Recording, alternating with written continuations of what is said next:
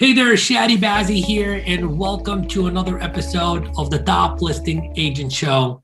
Today, I bring on an expert in the area of mental toughness. So, this whole entire conversation is going to be revolved around how do you develop the mindset of a champion? And I looked out there from this guy to this gal, and a lot of the things that they were sharing about mindset is stuff that you've heard and all that good stuff. But I wanted to really dive into the real mindset of a champion.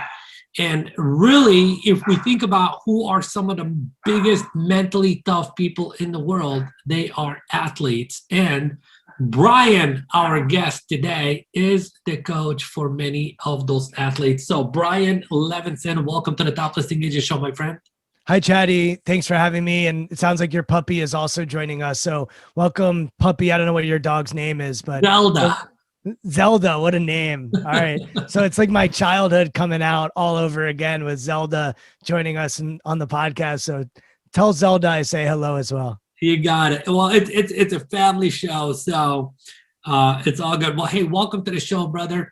I appreciate you taking the time out to speak to our audience today, which is, mostly all real estate agents. And, I think of the real estate agent, the real estate industry also as a sport, a business sport. It's a contact sport. It's a communication sport. It's really the people that are rising above everyone and winning the game at real estate are the people that have risen above everyone mentally and emotionally and are able to drive their business to the next level.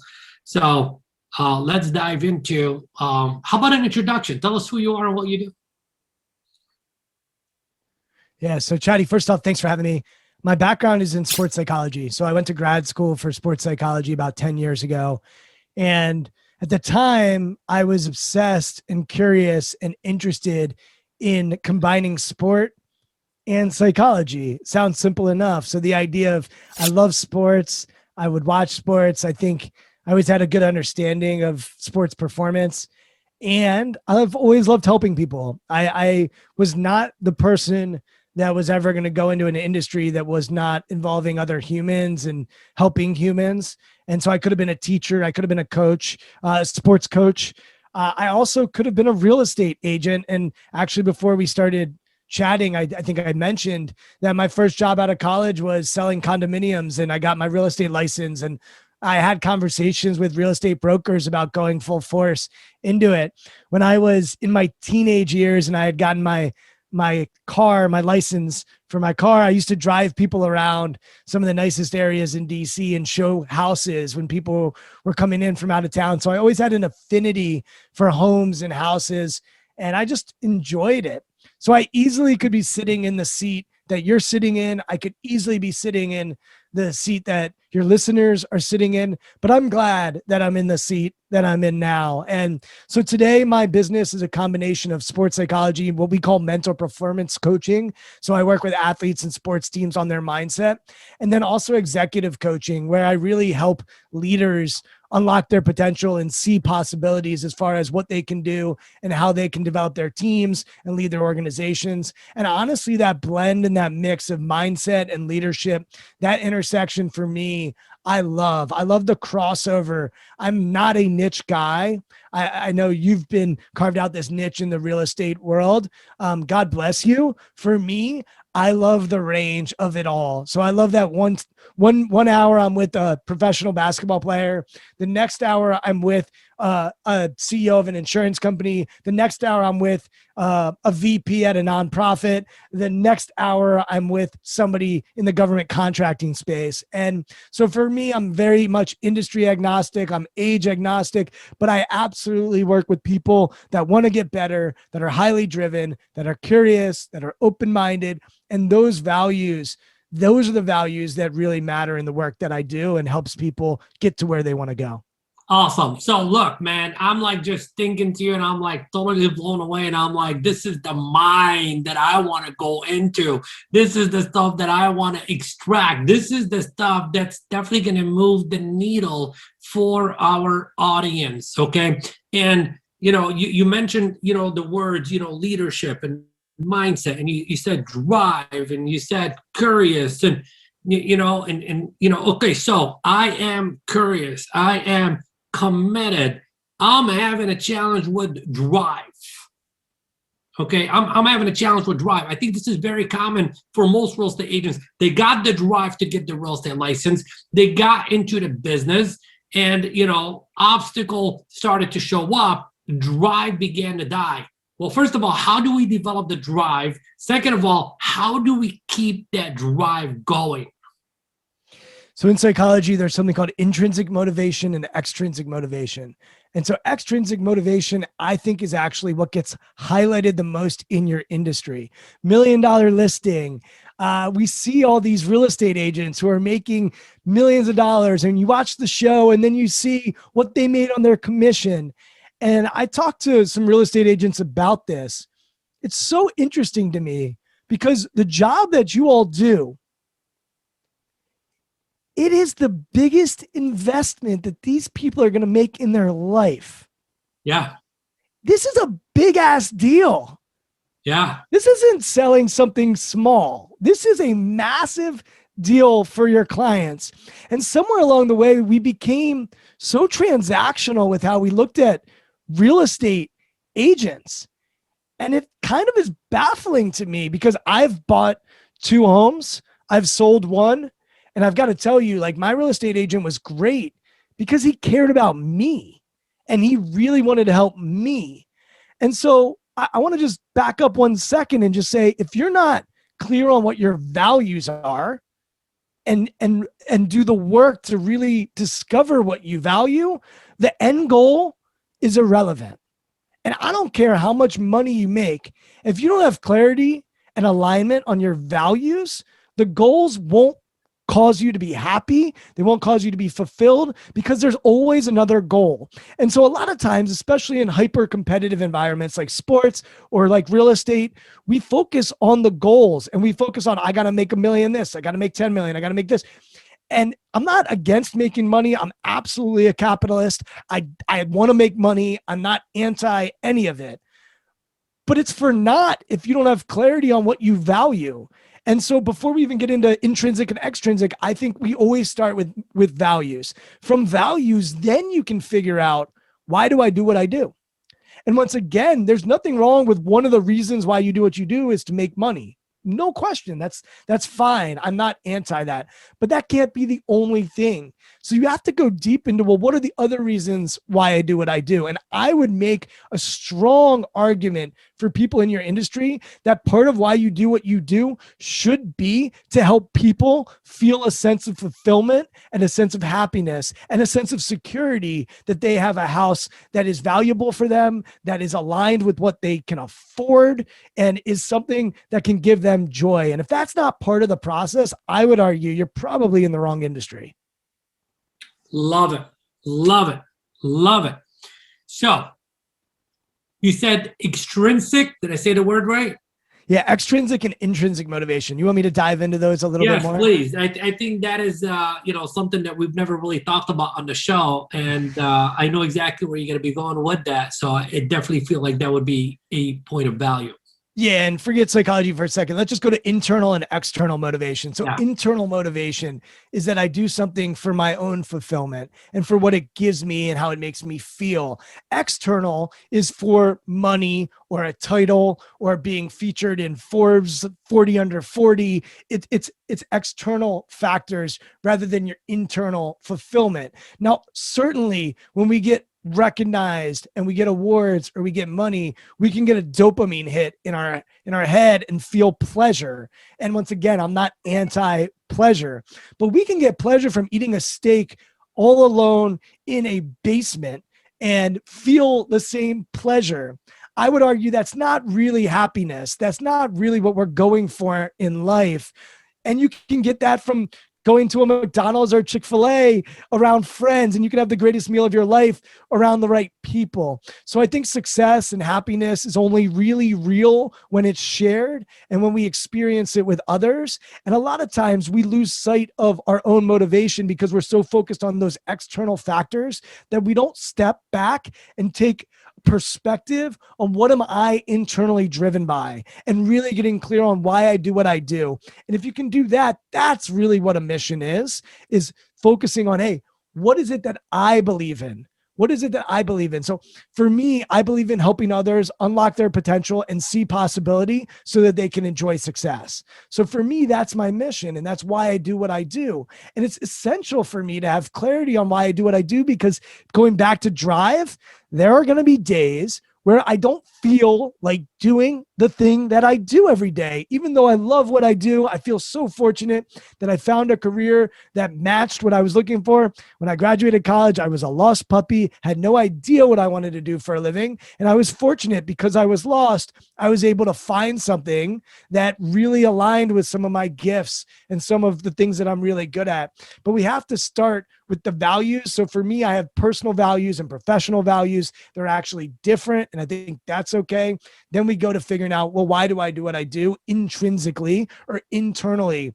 And I think if you try to steal it from somebody else, you're probably going down the wrong path. So that's a personal experience for each of us to discover. And once we have that internal motivation and the clarity around it, then you can layer on top those external drivers, those goals, the vision, your philosophy, all these other key ingredients. But we have to start with the values. And I think we have to start with our own personal mission. I love it. So I wrote down, 3 questions. I put down, what do I believe in? Like every single person that's watching this or listening to this, like that's a question that you need to really, like rip apart and come up with an answer. Because if there's nothing specific that you believe in, then there's really no purpose. And you gotta put your finger on that purpose. Second, you put down professional and personal values. What are my professional values? What are my personal values? And why do I do what I do? Why do I do what I do? So 3 very important questions for you to answer. And if you're thinking to yourself right now, well, I already know the answer. Well, I'm telling you, sit down and write down the question and write down the answers, and then keep on expanding on that and, go to different layers. And that alone, I think that alone, Brian, will get people, like, how you said earlier, like, sometimes you wake up and you're like, I don't want to do the thing that I do. I think you'll begin to experience less days of that. Would you agree? Well, I also think the professional and personal is important, because you don't have to be your job and your job doesn't have to be you, and you can separate the two. So for athletes, we often talk about who they are and what they do are very, very different. And I'll give an example of this. So if anyone follows professional football, National Football League, American football, there were 2 people that played the same exact position for the same exact team and had tremendous success, made tons of money, got the rewards, got everything, won Super Bowls. And one of them was Aaron Hernandez, and one was a guy named Rob Gronkowski. And they came in the league the same time, 6'5", big, strong guys, success. Rob Gronkowski is going to go down as one of the best Hall of Famers ever to play his position, and is a party guy and loves to have fun and enjoy life.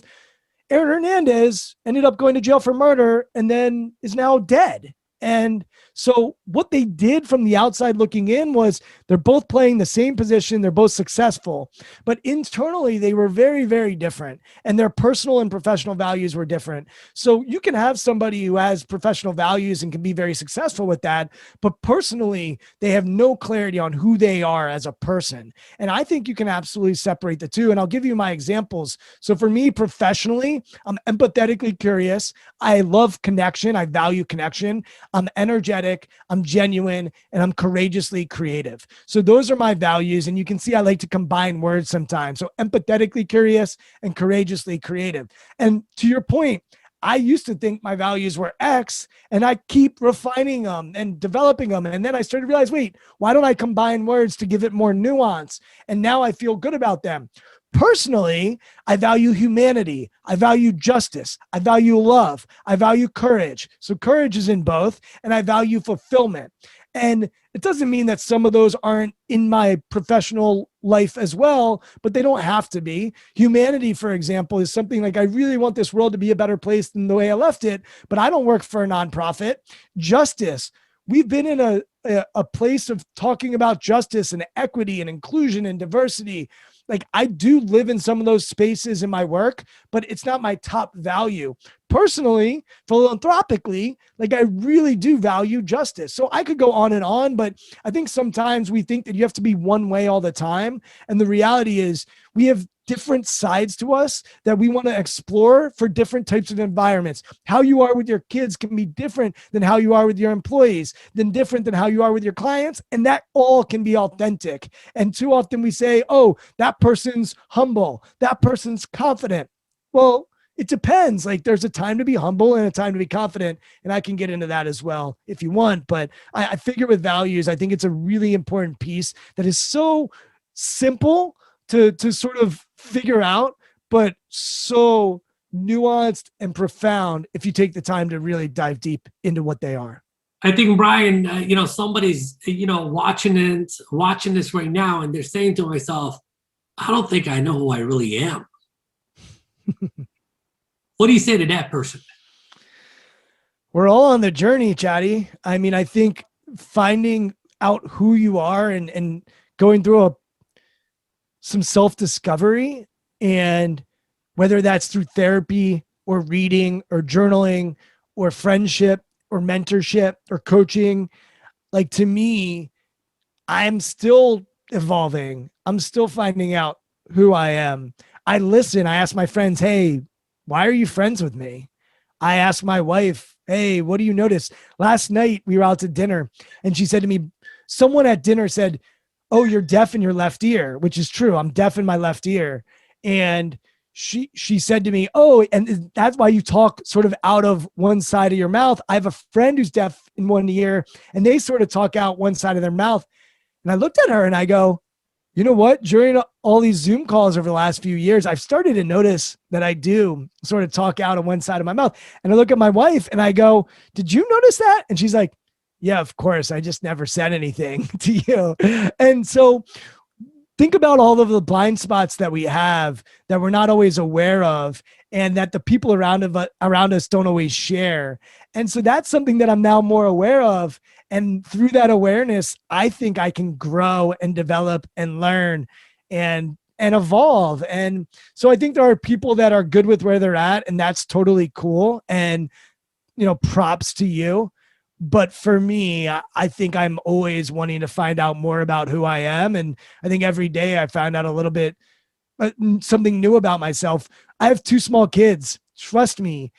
They push me and challenge me in ways that I've never been pushed and challenged before. And I'm always figuring out who am I and my dark sides with them and what comes out when they frustrate me or disappoint me or challenge me in a way that is not ideal. And so, like, for me, that lifelong learning is imperative, but I'm also cool with people that are not interested and are just good with who they are. In some ways, I think that there's some jealousy that I don't just have that and I'm not just content with who I am. So it's a fine line, because at the same time, I do believe that because I do the work, I earn the right to be me and be comfortable with who I am, and I can still get better. So I hold both of those pretty lightly. Like, I need to be me and I need to be able to grow. And so I think I'm able to do both of those. I will say the last thing, and I've been talking for way too long, but when I get feedback, or like I did a rebrand and we asked 100 people who know me, some are clients, some are friends,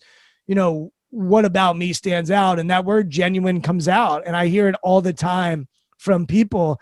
And I'm fortunate because I don't know any other way to be than sort of me. So I take it as a compliment that, hey, I am maybe providing energy that's useful to people and being genuine and authentic, and they seem to like it. That tends to be pretty good. If it was the opposite, it would not be ideal, because I'd probably need to change and alter that. So yeah, those are some of my thoughts on that. Awesome. I appreciate that, Brian. And, for our audience, again, back to the topic of mindset. So above and beyond values and all that good stuff, just basically got 2 questions for you. And the first question is, how do I develop a stronger mindset? So I wrote a book called Shift Your Mind, and I think it's an important piece to bring up right now, because the framework of the book is about how you set your mind. And so I make a distinction between preparation and performance. So for me, preparation is all about a process of making ourselves ready and competent. And for a realtor, they have to prepare before they're going to list something. They have to do their due diligence before you're about to meet with a potential client. You have to prepare and know everything you can know about what they value or what they're looking for. So it involves learning and growing and improving. Preparation is all about readiness and becoming competent. Performance is about execution. So it's about the execution of actions that will be evaluated in some way. Performance is, if you boil it down, there's judgment involved, there's an evaluation involved, and you're going to execute. And we're going to see you either close it or you don't. Like there is a win or a lose situation. There is some zero sum game going on there. And then a third piece is practice. And in sports, they actually get practice right. Most industries don't practice. So practice is the action of working at something repeatedly as to become proficient. So in the book, I basically have 9 preparation minds and 9 performance minds. And what I argue is that in order to develop the right mindset for each preparation and performance, you need to be able to practice both the preparation mindset and the performance mindset. And if you practice executing and you practice learning and growing and developing, then that combination is what I see people thriving in both business and sports. And if you don't have clarity around when to be in one mindset and when to be in another, that often gets in the way for a lot of elite performers. And it's often what holds back people from maximizing their ability to perform.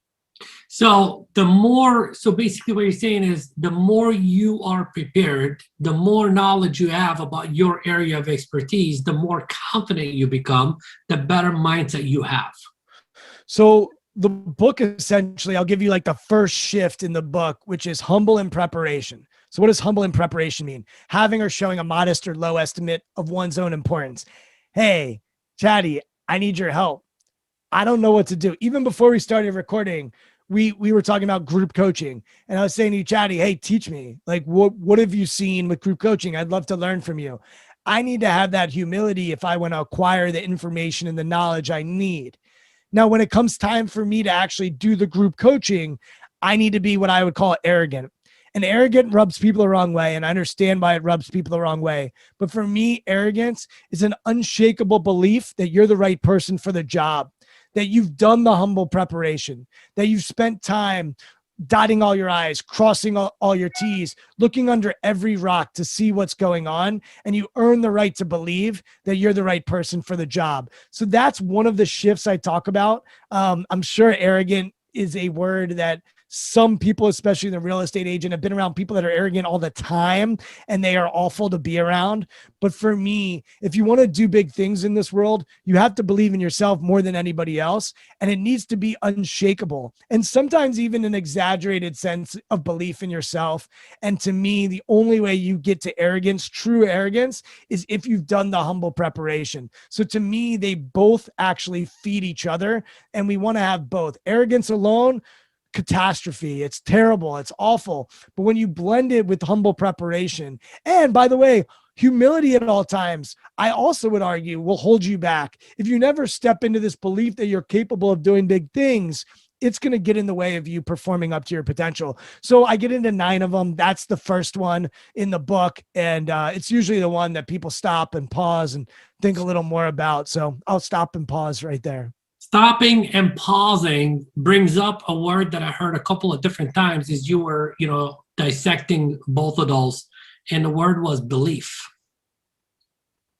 How do I develop the belief system that who I am is the best person for the job of helping somebody buy in or sell a home?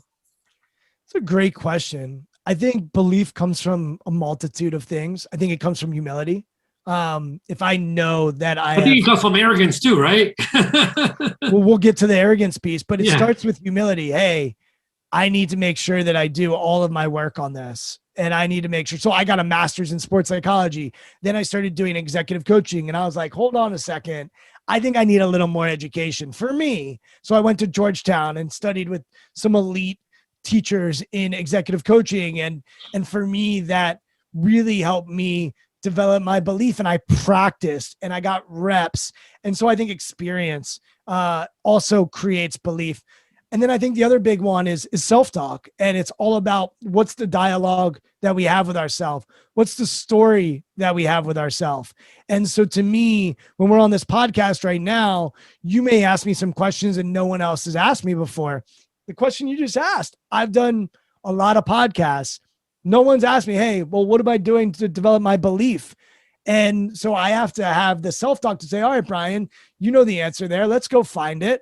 Let's go explore. And actually, I even said Brian intentionally there because third person self-talk has been proven that it actually increases our confidence and we perform better. And so that's why sometimes you hear athletes or musicians reference themselves in the third person. I don't suggest you do that with your clients, but internally, you can certainly talk to yourself in the third person to remind yourself, hey, Brian, I've done the work. I've spent 4 years writing this book. I've looked at all the research. I have an Excel spreadsheet up right now, just in case I lose my way, to make sure that I cover everything that we need to cover in this conversation today. So because I do the humble preparation, then I've earned the right to be arrogant in my performance. And the times when I feel, I don't know it, that's where the dialogue can come in real quick. And I believe in self-talk. I think third person self-talk is highly underrated internally. And so those are ways that I build belief, and that I think will lead to this unshakable belief that no matter the situation, I'll find my way. And then the last thing is, I love asking the question, like, what's the worst case scenario? What's the worst thing that can happen? For me, the worst thing I can do in our conversation is say something stupid. And probably over the last 30 minutes, there's been something that I've said that's been a little stupid. And you know what? Like, that's part of putting a microphone in your face and sharing things that you think are true and potentially being wrong sometimes. So that to me also allows me the freedom to step into this unshakable belief in myself. That was such a great answer. And what really stuck out for me were two things. Number one, speaking about yourself in the third tense. I catch myself doing that all the time. Okay. Like seriously, like sometimes I got to make a decision and stuff like that. And I think to myself, what would Chadi do? I am Chadi. It's like, what would Chadi do? You know what I mean? So I think that I think everyone should ask themselves the question of like, not really who am I, but like, who is Chadi? Like say it like that in the third tense. Who is Brian? Like, so who is, and then put your name there and really answer that question. Take a look at yourself from the outside as another person and try to figure out who you really are. I think that will help you out a lot. The second thing is self-talk. Are we talking about like affirmations or just the whole entire conversation? It can be affirmations. I also love. What's your take on affirmations? I'm just curious. Some people love them, hate them, etc. Like it's a mix. I'm good with them. I think affirmations and mantras can be helpful. I'm not the one that's saying, hey, you need to look in the mirror every day and tell yourself, I am excellent, special, amazing, whatever. You can. And I'm not anti that if that works for you. And it's something that I'll bring up with some of my clients. But even more so than that, there's research to back up this idea of third person self-talk. So Michigan State in 2010 did a study, and they found that talking in third person can actually reduce social anxiety and help free up the brain to perform better. And Ethan Kross, who led that study, just wrote a book called Chatter, which is all about that idea of talking to yourself in the third person and the power of how do we minimize the noise and maximize the self-talk and be intentional with how we're thinking, because I really believe that thoughts and feelings are not in our control. So thoughts and feelings come in. I don't know where they come from. I have not useful ones. You probably have not useful ones. If we acknowledge that they're out of our control, then we can do something about them. So then we can empower our self-talk and empower how we feel and our body language and what we lean into. Then we can actually control our behavior and our attitude. But the first part is acknowledging that primary thoughts and feelings, they come. I have weird thoughts and feelings. I don't know where they come from. If you're religious, you might believe that they come from God. That's fine. I acknowledge that, respect that, if that's your belief. I haven't seen any science to back it up. If I do, I'll let you know. So we don't have any science that suggests where thoughts and feelings come from. The other point that I'll just make is the idea of another person. So you just said, when I talk to myself and I use Chadi, all of a sudden it frees me up. And I love the idea of, what would you say to a friend? What advice would you give to a friend right now? Because we're all really good at giving advice to friends, but we're not so good about giving advice to ourselves. And one of the things I talk about in my book is I had this grandma growing up, Grandma Yai, and Yai was just an optimist. She always talked in hyperbole. Everything was the best. And so she used to come to my soccer games, and I could have the worst game ever. I come off the field, Grandma Yai said, "Yay, Brian, you were the best. You were the greatest."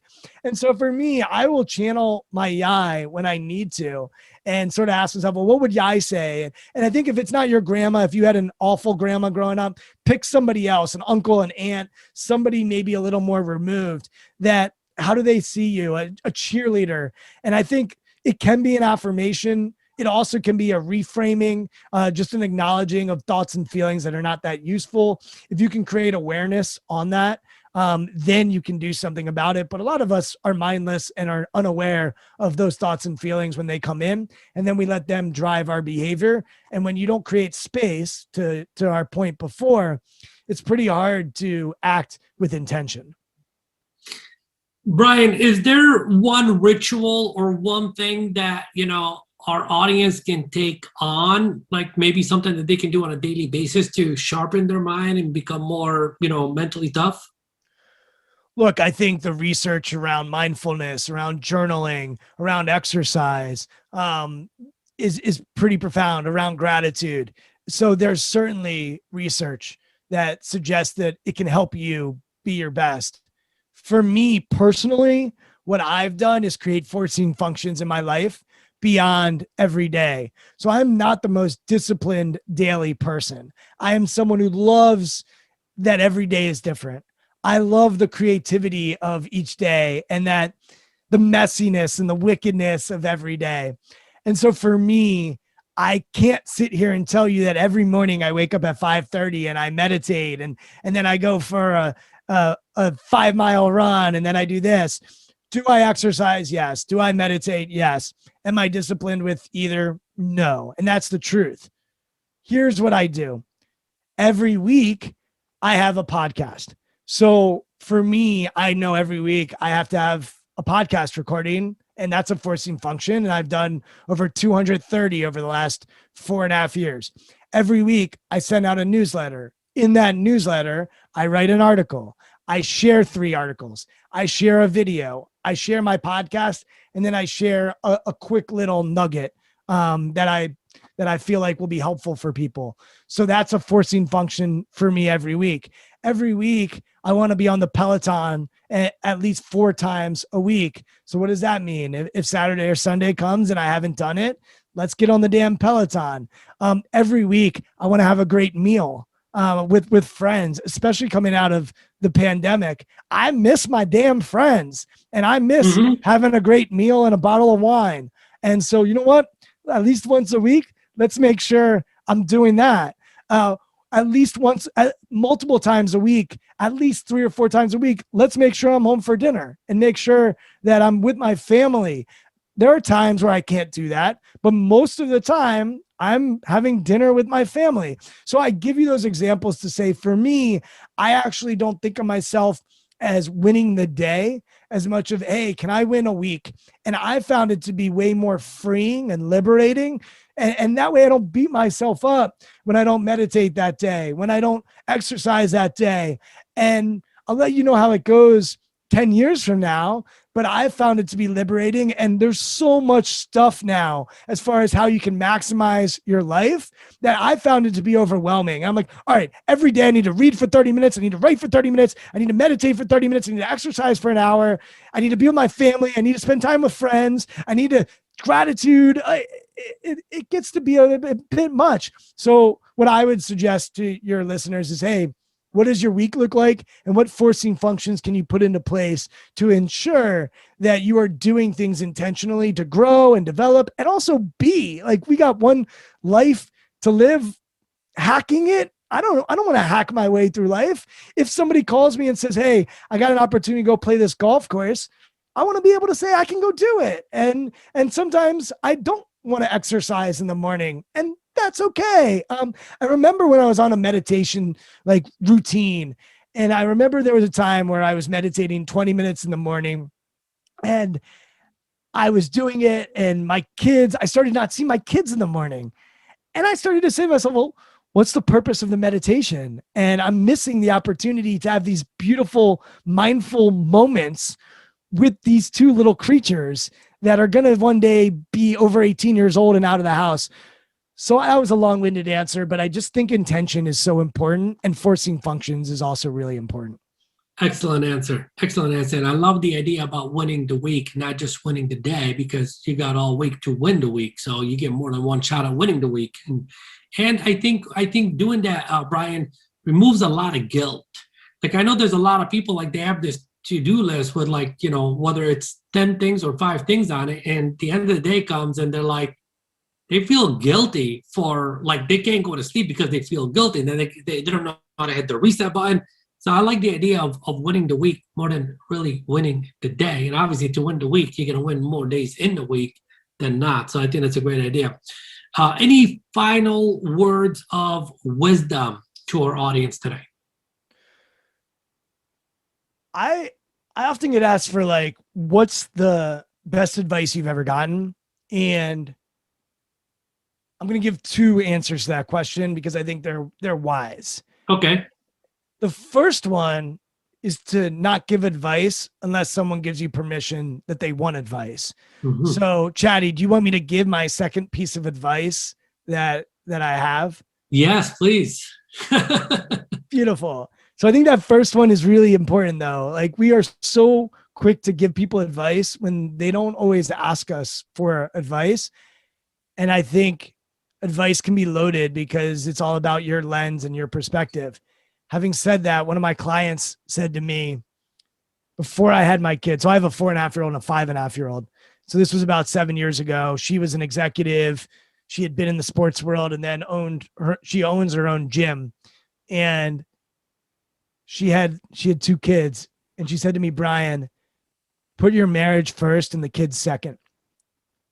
And at the time I listened to her. I said, okay, I'll remember that when my little ones come.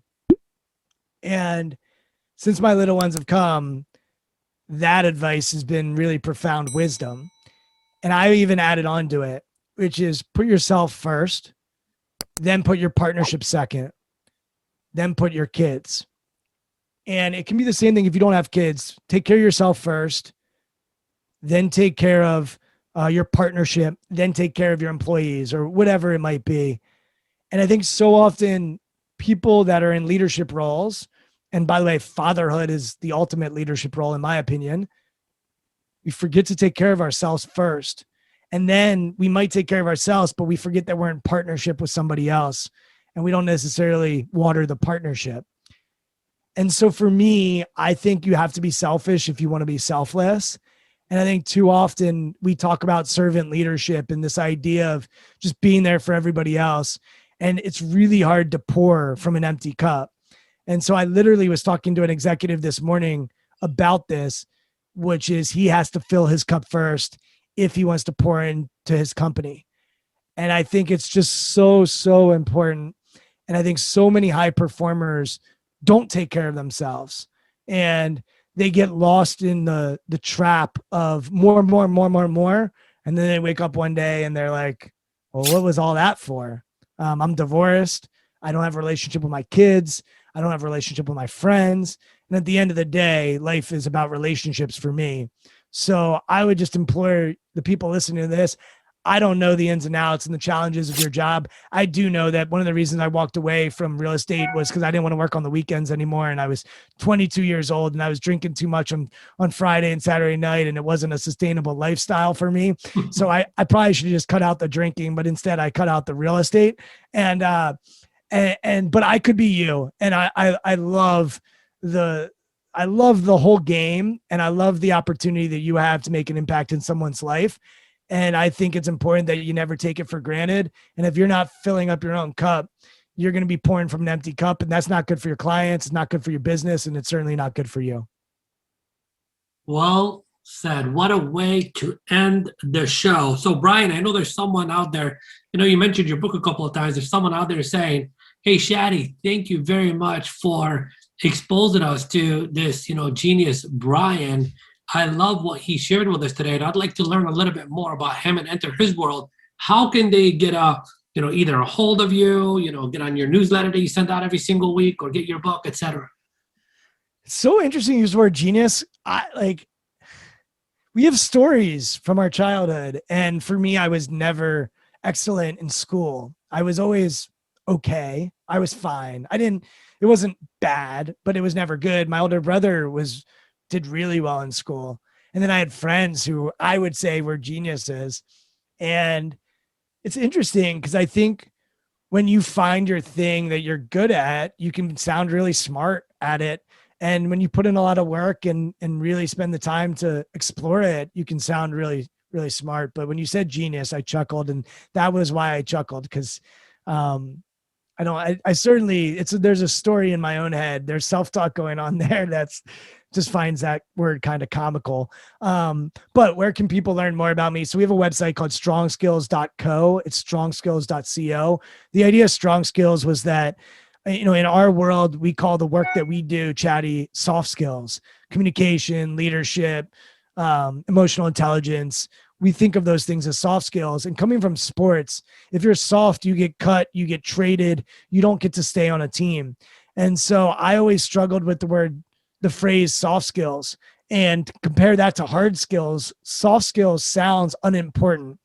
And I really think we're doing a disservice to our fellow humans by not valuing these skills as strong. And I'm looking at a picture with you, half man, half lion. In order to be half man, half lion, you better have some strong skills. And so at Strong Skills, we believe in the power of one-on-one coaching and then group experiences. And our group experiences, I think, are different than your group experiences, but we tend to go into organizations and provide experiential keynotes where we can teach and train these skills. And then we also believe in the one-on-one coaching and the ability to really dive deep. And we think that merging of group and one-on-one coaching is what can expedite growth. So that's Strong Skills. The newsletter is Brian's Message of the Week. You can sign up for it on our website. I don't promote the newsletter that much, but it's certainly every week, and it's something I put a lot of time into and probably should promote more. My podcast is called Intentional Performers. Definitely check that out. I'm pretty big on Twitter and LinkedIn, so I know Instagram is where you like to play. I don't play much on Instagram. Twitter and LinkedIn at Brian Levenson. Instagram, I'm at Brian Levenson, but you might get some pictures of me and my kids. It's not something that I'm overly intentional about, for better or for worse. And then the book is called Shift Your Mind. It was a huge labor of love. 4 years to write. I hired a writing coach to help me because I wanted it to be as good as it could be. It could have been better. I still want to change it, but it's done. And so I'm proud of what it is and how it was finished. And I'm getting good feedback that it's impacting people in a positive way. And then the last thing, I said that the book would be the last thing, but yeah, I do one-on-one coaching too. And I love helping people get from where they are to where they want to go. So you can just email me, reach out. I'm pretty good with email. And Chadi, this has been a lot of fun, and looking forward to learning more about you, especially on the group coaching side of things. And love what you're doing and love what you're about. And just grateful that you gave me a platform to share some of the things that I've learned along my journey. Awesome, Brian. I appreciate you. I appreciate your wisdom. Yeah, I am going to call you a genius because you said some things today that were like totally, genius. And here's the thing I'd say about genius. Sometimes, just knowing one thing more than somebody else, and that one thing is the thing that is going to totally transform their life, then that right there is at least a genius moment that made a huge impact. And I believe you made an impact today, and we are forever grateful for your appearance on the Top Listing Agent Show. Thank you very much, brother. Thanks so much for having me.